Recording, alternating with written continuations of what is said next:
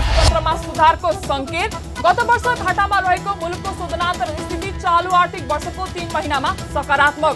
महँगी भने दोब्बरले वृद्धि। बैंकको ब्याजदरमा भएको वृद्धि र चिनिया नाका सञ्चालनमा देखिएको समस्याले साना कपडा व्यापारीहरू मर्कामा। जाडोयामका कपडाको व्यापार 30%ले कमी आएको गुनासो। र भोट खसाल्न अब 4 दिन बाँकी।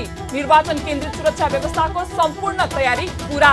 मतदान स्थलमा क्यामेरा, मोबाइल लाइटर जस्ता वस्तुहरू लान निषेध। हामी छौं पल पल तपाईसँग,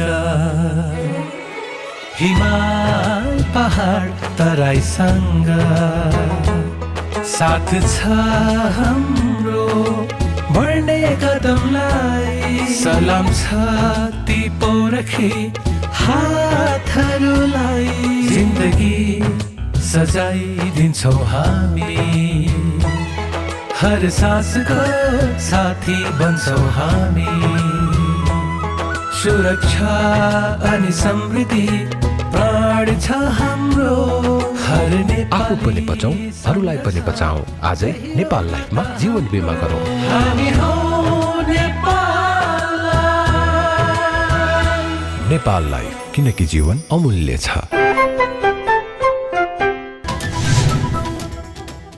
नमस्कार, कारोबार समाचारमा स्वागत छ।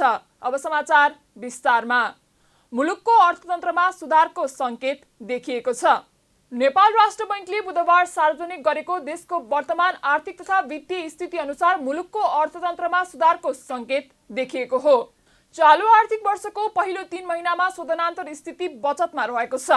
अघिल्लो आर्थिक वर्षको सोही अवधिमा 87 अर्ब 71 करोड घाटामा रहेको शोधनान्तर चालू आर्थिक वर्षको असोजमा शोधनान्तर स्थिति 12 अर्ब 43 करोड रुपैयाँले बचतमा पुगेको हो।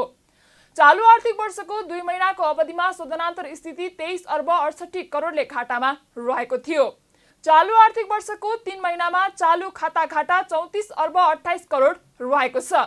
गत आर्थिक वर्षको पहिलो 3 महिनामा यस्तो घाटा 1 खर्ब 49 अर्ब 81 करोड रहेको थियो भने चालू आर्थिक वर्ष भदौ महिनाको अवधिमा यस्तो घाटा 37 अर्ब 18 करोड रहेको थियो। चालू आर्थिक वर्षको असार मसान्तमा विदेशी विनिमय सञ्चित 12 खर्ब 15 अर्ब 80 करोड रुपैयाँ मात्रै थियो। अमेरिकी डलर भने असार मसान्तमा 9 अर्ब 54 करोड रहेकोमा असोज मसान्तमा 0.6%ले कमी आई 9 अर्ब 48 करोड कायम भएको छ।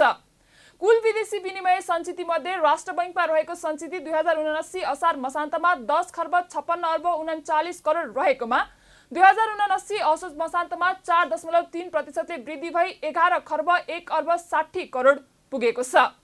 चालू आर्थिक वर्षका 3 महिनाको अवधिमा कुल वस्तु व्यापार घाटा पनि 13.1%ले कमी आई 3 खर्ब 59 अर्ब 18 करोड पुगेको छ। अघिल्लो वर्षको सोही अवधिमा यस्तो घाटा 58.3%ले बढेको थियो। 3 महिनामा कुल वस्तु आयात 16.2%ले कमी आई 4 खर्ब 1 अर्ब पुगेको छ भने कुल वस्तु निर्यात 35.7%ले कमी आई 41 अर्ब 82 करोड पुगेको छ। नेपाल राष्ट्र बैंकले यो सालको 3 महिनाको वर्तमान आर्थिक स्थिति सार्वजनिक गरेको छ। हामी गत सालभरि नै धेरै स्ट्रेसफुल आर्थिक अवस्थामा रह्यौँ। यहाँहरूले पनि लिक्विडिटी क्रन्च लगायतको कारणले गर्दा कयौँ कस्टमरहरूको डिमान्ड, जेन्युन डिमान्डहरूलाई पनि डिफर गर्नुभएको हामी देखिरहेछौँ। केही मिनेट अगाडि पब्लिस गरेकोमा इन्फ्लेसन 8.5% छ औसतमा।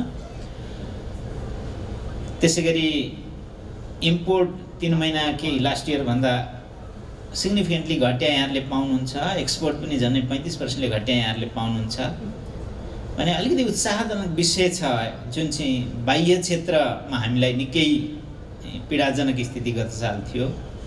3 महिनाको डेटाहरू आइराख्दा हाम्रो ब्यालेन्स अफ पेमेन्ट पोजिटिभ भएर 12 अर्बले पोजिटिभ देखियो हुन आइपुगेको छ। यो हाम्रो लागि करिब 14 महिना पछाडि पोजिटिभ ब्यालेन्स पेमेन्ट पाइरहेछौँ। अघिल्लो वर्षको सोही अवधिमा यस्तो निर्यात 109.5%ले वृद्धि भएको थियो भने आयात 63.7%ले बढेको थियो। चालू आर्थिक वर्षका 3 महिनामा रेमिट्यान्समा समेत वृद्धि भएको छ। रेमिट्यान्स 16.8%ले वृद्धि भई 2 खर्ब 81 अर्ब 5 करोड पुगेको छ।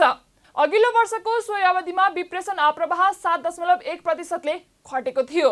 यता मुलुकको अर्थतन्त्रमा सुधारको सङ्केत देखिँदा महँगीको मार भने कायम नै रहेको छ।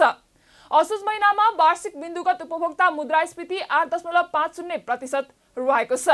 अघिल्लो वर्षको सोही महिनामा यस्तो मुद्रास्फीति 4.24% रहेको थियो। जाडो बढे पनि बजारमा न्यानो कपडाहरूको व्यापार बढ्न नसकेको व्यापारीहरूले बताएका छन्। काठमाडौँको मुख्य व्यापारी केन्द्र न्युरोड तथा असनका व्यापारीहरूले गत वर्षको तुलनामा भन्दा यो वर्ष जाडो महिनामा लगाउने न्यानो कपडाको व्यापार 30% कमी भएको गुनासो गरेका हुन्। उनीहरूले विगतका वर्षहरूमा जाडो महिना लागेसँगै बजारमा न्यानो कपडा किन्न मानिसहरूको भिड लाग्ने गरे पनि यो वर्ष सुनसान रहेको बताए। उनीहरूले पछिल्लो समय बैंकको ब्याज दर उच्च वृद्धि तथा चिनिया नाका खोल्ने र बन्द गर्ने काम भइरहेकाले साना व्यापारीहरू मर्कामा परेको गुनासो गरे। व्यापारीहरूले बजारमा न्यानो कपडाको अभाव नभएको तर ग्राहकले रिटेलमा किन्ने मूल्य होलसेल मूल्य पर्ने गरी मूल्य वृद्धि भएको पनि बताएका छन्। नाका नखुल्या भन्न मिलेन। नाका चाहिँ कहिलेकाहीँ खुल्या जस्तो पनि हुन्छ, तर धेरै अवस्था चाहिँ उताबाट खोलिदियो भन्दा यताबाट बन्द भए जस्तो हुने, यताबाट खुला छ भन्दा उताबाट बन्द भए जस्तो हुने जस्तो लाग्छ हामीलाई। सरकारले अब हामी साना व्यवसायीहरूलाई चाहिँ अलिकति काम गर्न सहज वातावरण बनाइदिनु पर्ने जस्तो लाग्छ हामीलाई। सरकारले उता चाइनासँग पनि समन्वय गरेर होइन साना व्यापारीको मर्का पनि बुझिदिए हुन्थ्यो जस्तो लाग्छ, तर अहिलेसम्म त्यस्तो भएको जस्तो लाग्दैन। बिक्री व्यापार त अहिले कमै छ सर। पहिले विगतका वर्षहरूलाई हेर्दाखेरि होइन अब धेरै 2-3 वर्ष त कोरोनाले नै अप्ठ्यारो पारिहाल्यो। अनि अहिले सामान ल्याउन पनि सहज छैन, सबै चाइनाबाटै आउने हो। अनि यहाँ आएको सामानमा पनि अब अहिले मूल्य वृद्धिले गर्दाखेरि त्यसले गर्दाखेरि अलिक कठिनै छ। व्यापार त्यति सोचे जस्तो सन्तोषजनक चाहिँ कसैलाई पनि छैन। माग यस्तो छ अब तपाईँको अब अहिले चाहिँ व्यापारहरू अब अलिक कम नै छ भनौँ न पहिलाको हिसाबमा नि, किनकि अब सबै चिजबिजहरू बढेर आएको छ। डलर सलर यताउति बढेर चाहिँ मान्छेहरूको माग अलि कम नै छ भनौँ न।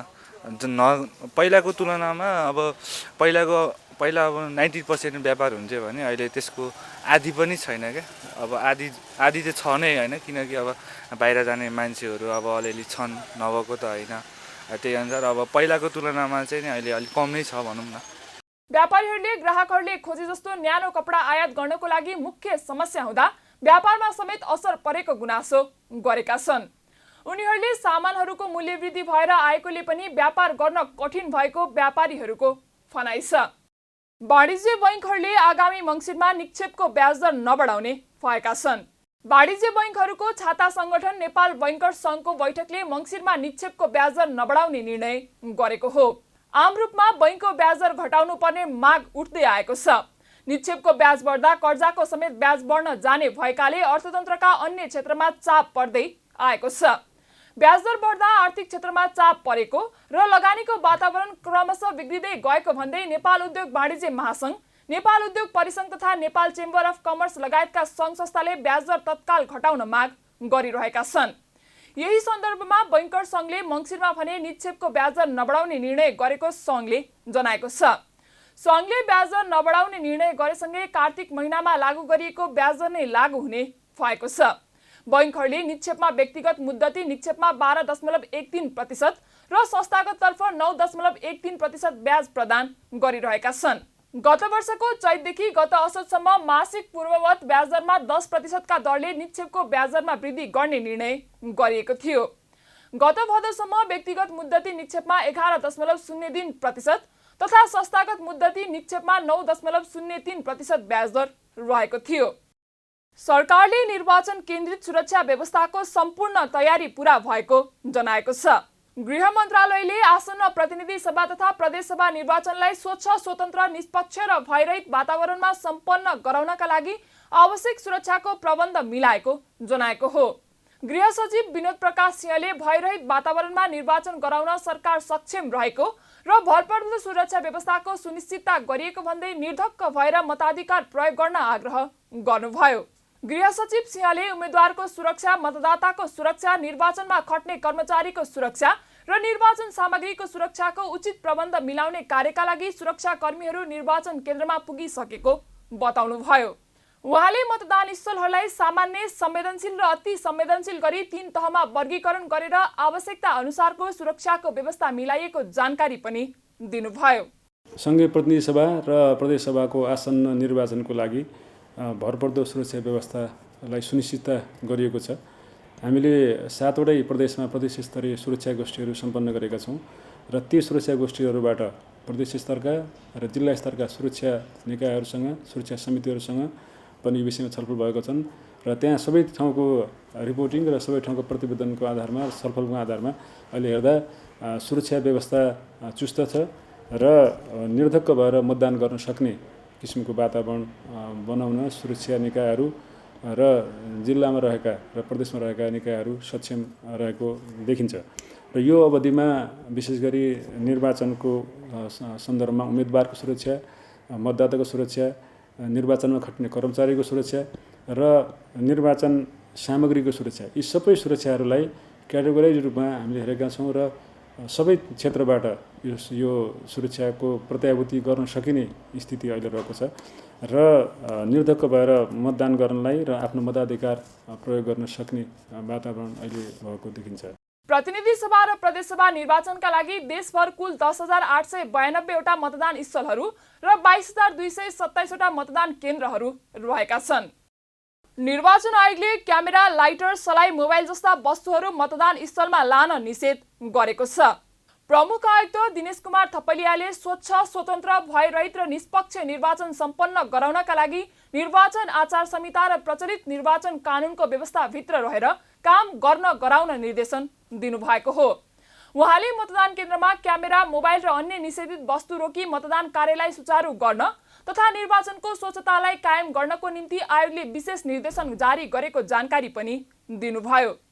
आयोगले दिएको निर्देशन कार्यान्वयनका लागि सर्वपक्षीय बैठक गर्न पनि मुख्य निर्वाचन अधिकृत र निर्वाचन अधिकृतहरूलाई निर्देश गरिएको छ। त्यसैगरी मतदान केन्द्रमा लैजान निषेध गरिएका विषयबारे मतदातालाई सूचित गराउन पनि आयोगले सम्बन्धित जिल्लाका मुख्य निर्वाचन अधिकृत र निर्वाचन अधिकृतहरूलाई निर्देशन दिएको छ। प्रतिनिधि सभा सदस्य र प्रदेश सभा सदस्य निर्वाचनको सन्दर्भमा मतदान केन्द्रमा क्यामेरा, मोबाइल र अन्य निषेधित वस्तुहरू लिइजाने सन्दर्भमा त्यसलाई सम्पूर्ण रूपले रोकी मतदान कार्यलाई सुचारू गर्न तथा निर्वाचनको स्वच्छतालाई कायम गर्नको निम्ति निर्वाचन आयोगले विशेष निर्देशन जारी गरेको छ। मतदानको कार्यमा संलग्न हुने मूलभूत रूपमा मतदान अधिकृत, सहायक मतदान अधिकृत र मतदान कार्यमा खटिने अन्य कर्मचारीहरूले यो निर्देशनलाई गम्भीरतापूर्वक बुझी तदनुसार पालना गर्नको निम्ति म निर्देश गर्दछु। यस्तै प्रमुख निर्वाचन आयुक्त थपलियाले कसैको डर, त्रास, थाक, धम्की वा कुनै पनि किसिमको प्रलोभनमा नपरी मतदान गर्न सबै मतदाताहरूलाई आह्वान पनि गर्नुभएको छ। यसका साथै सबै मतदाताको आफ्नो प्रतिनिधि गोप्य रूपमा छान्ने अधिकार रहेको स्पष्ट पार्दै त्यस विपरीत मतदान कार्यमा सहभागी हुने मतदातामाथि निर्वाचन कानुन बमोजिम कारबाही हुने चेतावनी समेत दिनुभयो। प्रमुख निर्वाचन आयुक्त थपलियाले मत सङ्केत गरिसकेको मतपत्रको गोपनीयता भङ्ग गरिए सो मतपत्र नै गणना नहुनेतर्फ पनि सचेत गराउनुभयो। तपाईँ कुन चिन्हमा मतदान गर्नुहुन्छ भन्ने जस्ता प्रश्न सोधी निजको गोपनीयताको हकलाई जबरजस्ती वञ्चित गर्ने गरी कुनै क्रियाकलाप गर्न पनि हुँदैन। मतदान प्रक्रियाको गोप्यता भङ्ग भयो भने त्यो मतपत्र मतपेटिकामा नखसाली अथवा कसैले मत सङ्केत गरेको मत फलानु चिन्हमा सङ्केत गरिएको छ भन्ने थाहा भयो भने त्यो मतपत्रलाई मतपेटीमा खसालिसकेको भए त्यसो गर्ने व्यक्तिलाई कारबाही हुने, खसाली नसकेको भए मतदान अधिकृतले त्यस्तो मतपत्रलाई छुट्टै खाममा राखेर त्यो खाममा भएको बेहोरा उल्लेख गरी सिलबन्दी गरी मुचुल्का खडा गरी राख्नुपर्छ र त्यस्तो मतपत्र गणना गर्न समेत नपाउने व्यवस्था छ। आसन्न प्रतिनिधि सभा र प्रदेश सभाको निर्वाचनको मतदान मङ्सिर 4 गते बिहान 7 बजेदेखि अपराह्न 5 बजेसम्म हुने व्यवस्था गरिएको छ। मतदान गर्न अब जम्मा 4 दिन मात्रै बाँकी रहेको छ। रूपन्देही क्षेत्र नम्बर 3 मोतीपुर स्थित सुकुम्बासी बस्तीका मतदाताहरूले लाल पूर्जा दिन प्रतिबद्ध जनाएका उम्मेद्वारलाई मात्रै आफूहरूले मतदान गर्ने बताएका छन्। उनीहरूले रोजगारीको अवसर सृजना गरिदिन पनि राजनीतिक दलका उम्मेद्वारहरूसँग आग्रह गरेका छन्। खानै नपाउने अवस्था भएकाले आफूहरूलाई रोजगारीको अवसर सृजना गर्नुपर्ने उनीहरूको माग छ। लामो समय बस्दा पनि उनीहरूले लाल पूर्जा नभएकाले यो निर्वाचनबाट विजयी हुने सांसदले आफूहरूलाई त्यसको व्यवस्था गर्नुपर्नेमा स्थानीयको जोड छ। अब के भन्ने, अब यता त अब हामीले यहाँ बसोबास गरे हम उरैदेखि बसे हामीलाई त लाल पूर्जाको अवस्थामा छौँ, कुरिराखेछौँ। लाल पूर्जा चाहियो। हजुर, लाल पूर्जा जसरी भए पनि हामीले नाममा आउन पर्यो, चाहियो। बिहान मजदुर गऱ्यो, साँझ भात हुन्न उस्तै पर्यो गरेर खाने। भोट लिस्ट छ भएर के गर्ने, भोट लिस्टले मात्र खान नदिँदो रहेछ, आखिर दुःख गर्न जानै पर्छ। रोजगार मेन त हामीलाई त रोजगारी चाहियो कि। अब विदेश पनि भौतारेर आइयो, गरियो गइयो, तर पनि अब नेपालमा रोजगारीको अवस्थै भएन कि, व्यवस्थै भएन। दिनभर काम गर्दा पनि खान पाउने अवस्था नरहेको पनि त्यहाँका मतदाताको गुनासो छ। उनीहरूले देशभित्रै रोजगारीको अवसर सृजना गरेर जनप्रतिनिधिहरूले आफूलाई राहत दिनुपर्ने बताएका छन्। नेताहरूले विगतमा जस्तो चुनावी प्रचार अभियानलाई तीव्रता नदिएको केहीले बताएका छन्। 3-4 वर्ष अघि जस्तो चुनावको प्रचार अभियानले तीव्रता नपाएको उनीहरूको भनाइ छ। खासै चासो कसैलाई देखेको छैन मैले। खै हेरौँ अगाडि स्वतन्त्र आउने नआउने त अब कसलाई के मुख्य केही थाहा छैन। हजुर, बाँकी खासै परा जस्तो आजभन्दा 2-4 साल अगाडिको जस्तो तल बल मलाई दिनपर्छ भन्छ, अहिले केही देखिएन। काङ्ग्रेस तर काले मैले जित्छु भन्छ, एमाले मैले जित्छु भन्छ, भनेपछि अब कसलाई के भन्नु र। कसैलाई चाहिँ बासा पर्छ भन्ने, कसैलाई एक्का पर्छ। एककाले जित्यो बासा हार्ने भयो, त्यही हो। यस क्षेत्रमा सत्तारूढ गठबन्धनको तर्फबाट गृहमन्त्री बालकृष्ण खाँड प्रतिनिधि सभा सदस्यको उम्मेद्वार रहनु भएको छ भने विपक्षी एमाले र जनता समाजवादी पार्टीको समर्थनमा राष्ट्रिय प्रजातन्त्र पार्टीका नेता दीपक बोहरा हुनुहुन्छ। अर्थविद डाक्टर स्वर्णिम वाग्लेले नेपालको अर्थतन्त्र सुधार गर्नको लागि राजनीतिक नेतृत्वमा युवा आउनु आवश्यक रहेको बताउनु भएको छ। बुधबार बागमती क्याम्पसका विद्यार्थीहरूलाई सन् 2030 सम्म नेपालको अर्थतन्त्रको मार्गचित्रका विषयमा प्रशिक्षण दिँदै अर्थविद डाक्टर वाग्लेले यस्तो बताउनु भएको हो। उहाँले नेपालको अर्थतन्त्रलाई अन्तर्राष्ट्रिय मुलुकसँग प्रतिस्पर्धी बनाउनको लागि राजनीतिक निर्णय तथा नीतिहरूमा सुधार ल्याउनु पर्ने आवश्यकता रहेको बताउनु भयो। डाक्टर वाग्लेले मुलुकको अर्थतन्त्र सबल र चलायमान बनाउँदै माथि उठाउनको लागि राजनीतिक नेतृत्व सक्षम हुनुपर्ने बताउँदै यथास्थितिमा भने मुलुकको अर्थतन्त्र माथि जान नसक्ने स्पष्ट पार्नुभयो। युवाहरू राजनीतिमा आउनु पर्यो, चाँडै सुधार गर्नु पर्यो, investment friendly, enterprise friendly economy बनाउनु पर्यो भन्ने खालको जुन बहसहरू हामी गर्छौँ नि, खालि युवाहरू मात्र आएर स्वतः हुने त होइन, र उनीहरू आयो भने अहिलेको एस्पिरेसन, युवाहरूको चाहिँ स्पिरिटलाई क्याच गर्न सक्ने, अहिलेको जुन पोलिटिकल सिस्टम, पोलिटिकल प्र्याक्टिसेसहरूप्रति चाहिँ हामी असन्तुष्ट छौँ, त्यसलाई रिफर्म गर्ने चाँचाडै देश दुनियाँमा के भइरहेछ भन्ने कुराबाट प्रेरणा लिने, हामी जस्तै भएका मुलुकहरू अहिले कहाँ पुगिसके उनीहरूबाट पनि सिक्ने। त्यसैले पनि यो युथ लिडरसिप भएर सोसाइटीमा, इकोनोमीमा, पोलिटिक्समा चाँडै नेपाललाई क्याचअप गराउँ, किनकि हाम्रो demographic window is closing fast. अर्थविद डाक्टर वाग्लेले नेपाल पर्यटनको हिसाबले उच्च सम्भावना भएको मुलुक भए पनि अत्याधिक कम मात्रै पर्यटक आउने गरेको पनि बताउनु भएको छ। उहाँले नेपालमा अबको 5 वर्षमा हवाई क्षेत्रमा सुधार, होटल पूर्वाधारको विस्तार, दक्ष जनशक्ति उत्पादन गरेर 20 लाख पर्यटक ल्याउनु पर्ने बताउनु भयो। वाग्लेले नेपाल आउने पर्यटकले गर्ने खर्च दैनिक $100 बनाएर घुम्ने र बस्ने अवधि 16 दिनसम्म बनाउँदा मात्रै पर्यटक क्षेत्रबाट आम्दानी बढ्न सक्ने बताउनु भयो। उहाँले अहिले नेपालको अर्थतन्त्र रेमिट्यान्सले धानेको भन्दै रेमिट्यान्सले धेरै समय मुलुकको अर्थतन्त्र धान्न नसक्ने दाबी समेत गर्नुभयो। उहाँले नेपालको पूर्वाधार तथा उद्योगमा विदेशी लगानी ल्याउँदै नेपाली उत्पादनलाई अन्तर्राष्ट्रिय बजारमा पुर्याएर पर्यटक बढाउँदा मात्रै मुलुकको अर्थतन्त्र माथि उठ्न सक्ने बताउनु भयो। यसमा चाहिँ हामीले ठुलो सङ्ख्यामा टुरिस्टहरू लिएर आउनुपर्छ र अहिले नै 5 इयर्सभित्र हामीले 1.2 मिलियनलाई 2 मिलियन जति, 20 लाख जति पर्यटक बनाउन सक्यौँ र उनीहरूले हरेक दिन खर्च गर्ने एभरेज इन्कम अहिले $48 जति छ, त्यसलाई $100 जति पुर्याउने र उनीहरू अहिले नेपालमा करिब यही काठमाडौँ, पोखरा, चितवन गरेर 12-13 दिन मात्र बस्छन् एभरेज स्टे, त्यसलाई पनि बढाएर हामीले 15-16 दिन पुर्याउन सक्यौँ भने चाहिँ हाम्रो यो टुरिज्मबाट हुने इन्कम पनि हिसाबले बढ्छ। त्यसैले अब रेमिटेन्स इकोनोमीले अहिले धानेको छ, तर रेमिटेन्सले धेरै टाढा हामीलाई लाँदैन। ट्रेड गर्नु पर्यो, विदेशी लगानी भित्र्याउनु पर्यो ताकि हामी पनि अन्तर्राष्ट्रिय बजारमा जोडिन सकौँ र हामीले गरेको उत्पादनहरूलाई इन्टरनेसनल मार्केटमा लगेर इन्कम गरेर हाम्रो पर क्यापिटा इन्कम धनी बन्ने क्रम पनि हामी हुनुपर्छ है। सो यो इनेबलर्सहरू चाहिँ यहाँको ल्यान्डस्केपसँग जोडिएका चिजहरू, त्यसपछि यो कन्सेसनल फाइनेन्सका कुराहरू, ट्रेडका कुराहरू, इन्भेस्टमेन्टका कुराहरू, मिडल क्लास टुरिज्मका कुराहरूले पनि नेपाललाई उठाउन सक्छ। यस्तै डाक्टर वाग्लेले नेपालको आर्थिक नीतिहरू भारतसँग समन्वय गरेर नबनाए अर्थतन्त्रमा समस्या आउने पनि बताउनु भयो। उहाँले दुई देशबीचको राजनीतिक तथा कूटनीतिक सम्बन्धलाई सुधार गरेर त्यही खालको नीतिहरूमा सुधार गर्दा मात्रै सन् 2030 सम्मको नेपालको अर्थतन्त्रको मार्गचित्र माथि लैजान सकिने दाबी समेत गर्नुभयो। साताको चौथो दिन शेयर बजारमा 13.40 अङ्कको वृद्धि भएको छ। शेयर बजार मापन गर्ने नेप्से परिसूचक बुधबार 13.40 अङ्कले बढेर 1911.2 अङ्कमा उक्लिएको हो। सोमबार 21.29 अङ्कले बढेको नेप्से परिसूचक मङ्गलबार 6.59 अङ्कले घटेको थियो। आज नेप्से परिसूचक दोहोरो अङ्कले घट्दा कारोबार रकम भने घटेको छ। दिनभर 232 कम्पनीको 24,95,000 किता शेयर किनबेच हुँदा 85 करोड 94 लाख रुपियाँ बराबरको शेयर कारोबार भएको छ। मङ्गलबार 1 अर्ब 2 करोड माथिको शेयर किनबेच भएको थियो। आज सिलेक्स हाइड्रो पावर कम्पनीको शेयर मूल्यमा सकारात्मक सर्किट लागेको छ। आइपिओ जारी गरेपछि सूचीकृत भएर मङ्गलबारबाट कारोबारमा आएको यो कम्पनीको शेयर मूल्यमा सर्किट लागेको हो।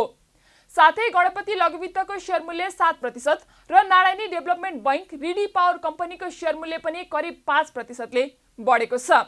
कारोबारका आधारमा आज रिडी पावर कम्पनी अग्र स्थानमा छ।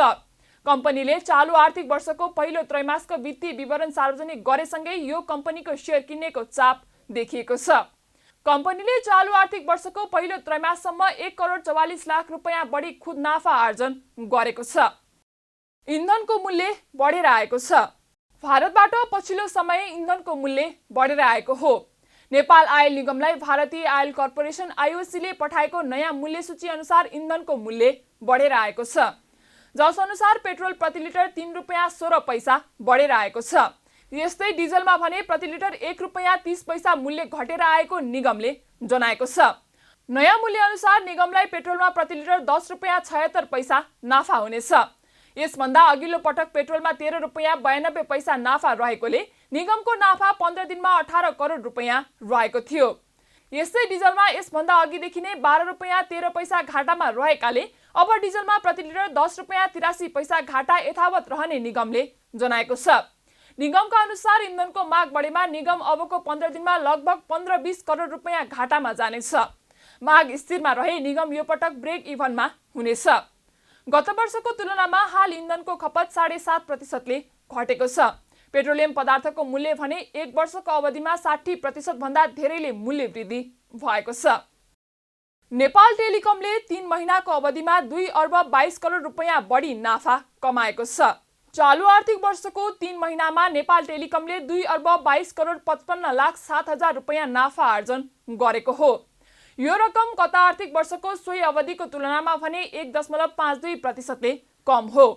गत आर्थिक वर्षको सोही अवधिमा टेलिकमले 2 अर्ब 25 करोड 99 लाख 4 हजार रुपियाँ नाफा कमाएको थियो। 3 महिनाको अवधिमा टेलिकमले आफ्नो व्यापारबाट आर्जन गर्ने आम्दानी पनि केही गुमाएको छ, जसको असर नाफामा परेको छ। चालु आर्थिक वर्षको 3 महिनाको अवधिमा टेलिकमले 9 अर्ब 7 करोड 75 लाख 85 हजार रुपियाँको व्यापार गरेको छ। गत आर्थिक वर्षको सोही अवधिमा 9 अर्ब 77 करोड 52 लाख 94 हजार रुपियाँ रहेको थियो। टेलिकमको अन्य क्षेत्रबाट हुने आम्दानी पनि घटेर 1 अर्ब 96 करोड 25 लाख 6 हजार रुपियाँमा सीमित भएको छ। 18 अर्ब रुपियाँ चुक्ता पुँजी रहेको टेलिकमको जगेडा कोषमा 79 अर्ब 29 करोड 19 लाख रुपियाँ रहेको छ। गत आर्थिक वर्षको सोही अवधिमा 77 अर्ब 6 करोड 32 लाख 83 हजार रुपियाँ रहेको थियो। कम्पनीको प्रति शेयर आम्दानी 49 रुपियाँ 46 पैसा रहेको छ भने प्रति शेयर नेटवर्थ 540 रुपियाँ 51 पैसा रहेको छ। कारोबार समाचारमा अब सुन चाँदी र विदेशी विनिमय दर सम्बन्धी जानकारी।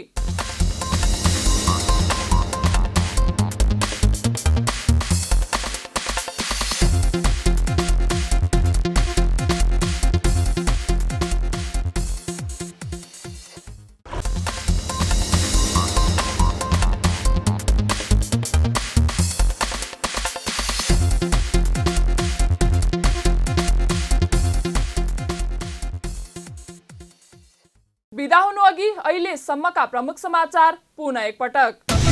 मुलुकको अर्थतन्त्रमा सुधारको संकेत। गत वर्ष घाटामा रहेको मुलुकको शोधनान्तर स्थिति चालु आर्थिक वर्षको 3 महिनामा सकारात्मक। महँगी भने दोब्बरले वृद्धि।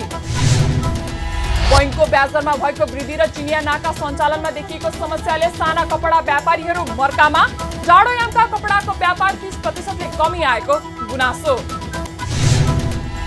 र भोट खसाल्न अब 4 दिन बाँकी। निर्वाचन केन्द्रित सुरक्षा व्यवस्थाको सम्पूर्ण तयारी पूरा। मतदान स्थलमा क्यामेरा, मोबाइल लाइटहरू जस्ता वस्तुहरू लान निषेध।